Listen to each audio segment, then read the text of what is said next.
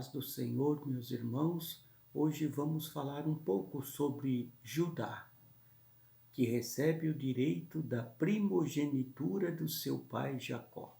Lá no livro de Gênesis, capítulo 49, verso 8, está escrito: Judá, teus irmãos te louvarão, a tua mão estará sobre a cerviz de seus inimigos. Aleluia. Hoje, nesta conversa, vamos falar um pouco sobre Judá, o quarto filho de Jacó.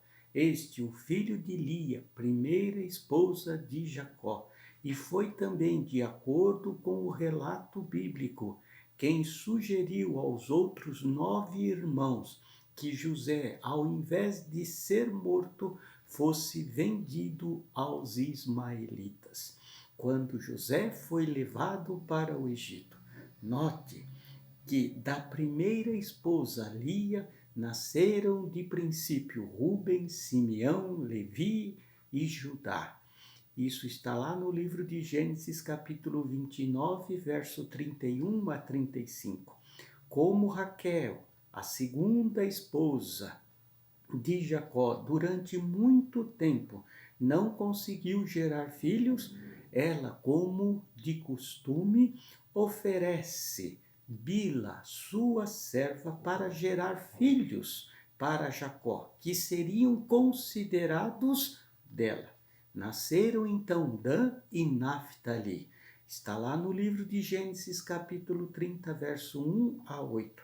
Agora, vendo Lia que Raquel ofereceu a sua serva, e também porque ela já tinha parado de gerar filhos, ela oferece Zilpa, a sua serva, a Jacó. Então desta nova serva nasceram Gade e Azer.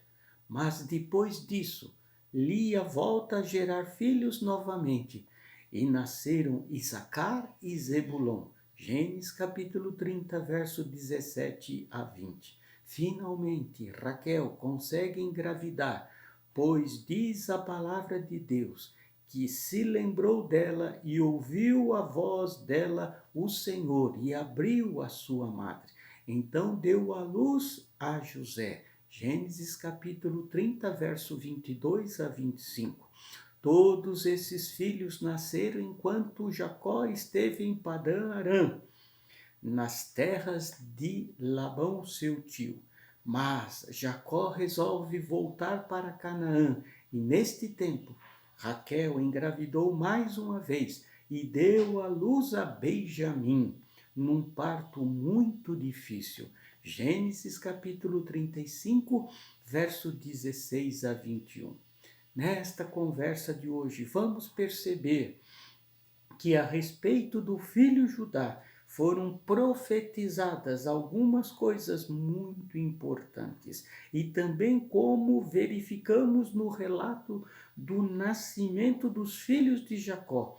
Ele não era o primogênito, mas na profecia que lemos no livro de Gênesis capítulo 49, verso 8, fala de Judá recebendo o direito da primogenitura do seu pai Jacó, que por princípio era do filho mais velho, Ruben, mas este perde esta condição por sua instabilidade emotiva, por ter deitado com a concubina de seu pai. Como também perderam esta condição de primogenitura seus outros filhos, Simeão e Levi, por causa de serem considerados cruéis, violentos. No momento em que Judá, então, recebe o direito da primogenitura, Judá recebe a profecia de que ele seria louvado por todos os seus irmãos, não apenas por seus irmãos por parte de mãe, mas por parte de pai, já que Jacó teve outros filhos com as suas servas, com as servas de Raquel e de Lia. É muito importante para a igreja, para os filhos de Deus, saber sobre os filhos de Jacó, pois foram os filhos de Jacó que deram origem às tribos que formaram a nação de Israel, sendo que 10 dos 12 filhos deram origem aos nomes das tribos de Israel, sendo que José e Benjamim tiveram um tratamento diferente, ou seja, a tribo de Levi a tribo de Levi não participou da divisão territorial, mas foi separada para o serviço do Senhor. Quanto a José, ele acabou recebendo uma porção dobrada da bênção patriarcal. Queridos, como dissemos anteriormente, foi Judá que livrou José da morte e que também no Egito, diante de Faraó, ele oferece a sua vida em garantia pela vida de Benjamim e intercede por sua família diante de José e fez com que José não se contivesse, mas revelasse aos seus irmãos a sua verdadeira identidade. A profecia sobre José, sobre Judá dizia que diante de ti se inclinarão os filhos de teu pai. Isso significava que todos os filhos de Jacó, em um momento, iriam se inclinar diante de Judá. Naturalmente, foi Judá que, da onde se originou a tribo de Judá e o próprio reino judeu. Naturalmente, foi Judá que originou o reino de Israel. Esta profecia, parte dela se cumpriu no momento em que Davi tornou-se rei sobre todo Israel, mas a promessa era mais ampla, dizia: o cetro não arredará de Judá, nem o bastão entre os seus pés. Neste momento, a liderança estava confirmada sobre a tribo de Judá. A igreja precisa ter esta certeza nos dias de hoje, que o cetro nas mãos do rei significa poder, autoridade, ou seja, está confirmado sobre a tribo de Judá a autoridade, e Jesus é o leão da tribo de Judá. Portanto, o cetro nas mãos dele significa que a liderança, o controle está nas mãos do Rei dos Reis, do Senhor dos Senhores. Aleluia! Na Bíblia ficou registrado, no tempo do rei Assuero, no relato da história de Esther, que o rei, ao estender o cetro, determinava a vida e a morte. E quando Esther entra no pátio interior do palácio, o rei estende o cetro em direção de Esther, e ela toca a ponta do cetro, e o rei declara: pede o que tu quiseres que eu te darei. Aleluia! Demonstrando que ao tocar no cetro, ela adquiriu a condição de pedir o que desejasse ao rei. Aleluia! Amados, hoje a igreja, ao tocar no cetro, que é Jesus, também adquire o direito de pedir o que desejamos ao Senhor. No momento em que hoje tocamos no cetro, no leão da tribo de Judá, Jesus Cristo, o mesmo acontece conosco. Aleluia! Adquirimos em Jesus a autoridade de pedir a Deus o que desejamos e Ele nos atenderá. Aleluia!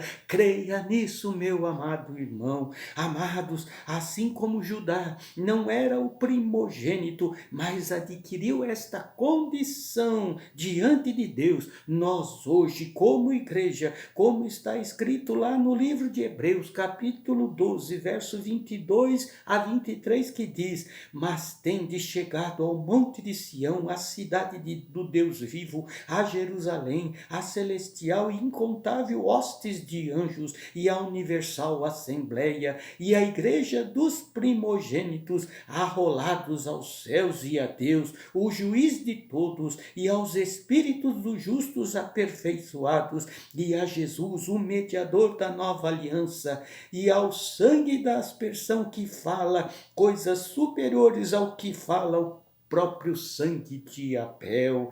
Este texto, meus amados, refere-se à igreja dos primogênitos, que somos nós, como instituição espiritual. Logo, fomos feitos primogênitos por ordem espiritual. Se somos filhos, somos logo herdeiros e co-herdeiros do reino de Cristo. Aleluia! Esta é a confirmação de que somos herdeiros com Cristo e em Cristo, o primogênito dos primogênitos. Portanto, todos os direitos da primogenitura são transferidos à igreja pela pessoa de Jesus Cristo. Aleluia!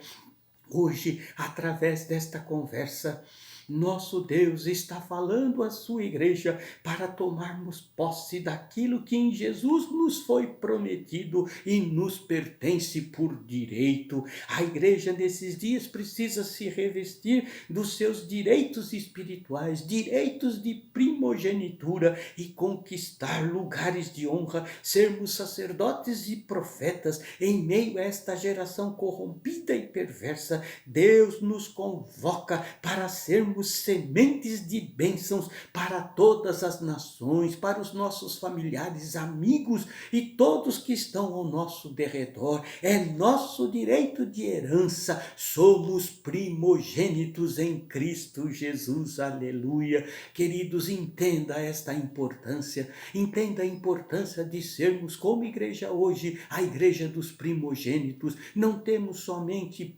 direitos a heranças, a tudo aquilo que Deus tem nos prometido, mas temos o direito de sermos sementes de bênção neste mundo, no meio da nossa família, no meio dos nossos amigos, da nossa nação. Não vamos trocar isso por nada, vamos fazer aquilo que Deus tem nos dado como herança, de sermos primogênitos em Cristo e fazer a sua obra com amor e continuarmos sendo bênção para todos aqueles que estão ao nosso derredor. Me permita orar por você nesta hora. Pai amado, é tempo da sua igreja se levantar na condição de herdeiros em Cristo Jesus, no direito da primogenitura. É tempo da sua igreja se levantar e tomar posse de tudo aquilo que nos foi prometido em Jesus, de nos levantarmos em honra, de sermos sacerdotes, profetas nesses dias, manifestando poder, unção. Que Jesus em nossas vidas possa nos dar o direito de exercermos esta primogenitura em meio a esta geração corrupta e perversa. Temos em Cristo Jesus todos os direitos espirituais para sermos sementes de bênção para as nossas famílias, amigos e todas as nações. Abençoa, pois, o teu povo, Pai, eu te peço em nome de Jesus. Amém, amém e amém.